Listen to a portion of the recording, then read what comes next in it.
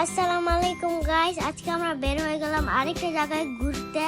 আর আজকে আমরা যেখানে যাব ওই জায়গাটার নাম হলো তিতিবাংসা পার্ক। এখানে মনোরেল দিয়েও আসা যায়, এমআরটি দিয়েও আসা যায়। এমআরটি দিয়ে আসলে বেশি কাছে হয়।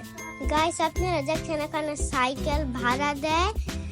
বড়দেরটা হলো 30 রিঙ্গিত, ছোটদেরটা হলো 10 রিঙ্গিত। তাই আমরাও ভাড়া নিয়ে নিলাম। আমি ছোট নিয়েছিলাম, বাবা মাম্মাম বড় নিয়েছিল। আপনারা যদি এখানে আসেন তাহলে অবশ্যই পাতলা কাপড় পরে আসবেন, কারণ এখানে অনেক গরম। গাইস এখান থেকে ভিউটা অনেক সুন্দর আসে, অনেক সুন্দর।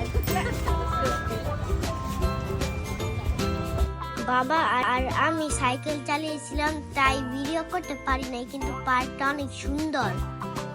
সাইকেল চালিয়ে অনেক গরম লেগে গেল, তাই আমি আর আমার বোন ওয়াটার পার্কে গোসল করতে চলে আসলাম। পানি অনেক ঠান্ডা ছিল, কিন্তু গরমের জন্য ভালোই লাগলো। এখানে আমাদের বইটা স্লিপ খেয়ে পড়ে যায়।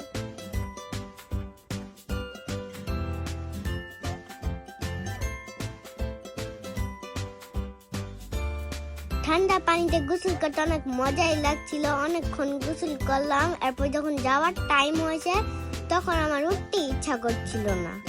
অনেক বাচ্চারা কান্না করছিল, পানি থেকে উঠতেই যাচ্ছিল না।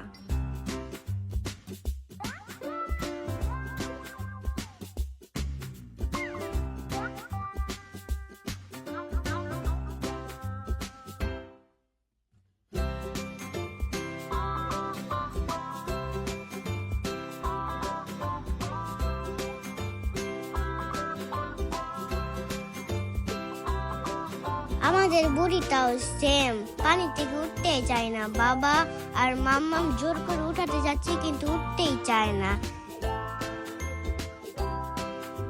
শেষ পর্যন্ত কান্না করাই উঠাতে হলো।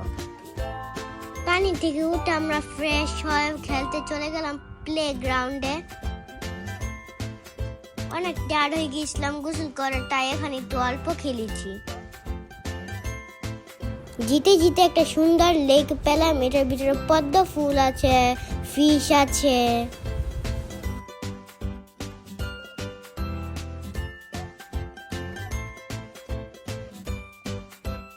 হাঁটতে হাঁটতে অনেক টায়ার্ড হয়ে গেছিলাম, তাই কিছু ঠান্ডা খেতে ইচ্ছা করছিল, তাই বাবা আমার জন্য ঠান্ডা নিয়ে আসলো। ঠান্ডা খেতে খেতে আমরা গেটের সামনে চলে গেলাম। আপনাদের যদি আমার এই ব্লগটা ভালো লেগেছে তাহলে লাইক, কমেন্ট এন্ড শেয়ার করবেন। আজকের জন্য এতটুকুই, বাই।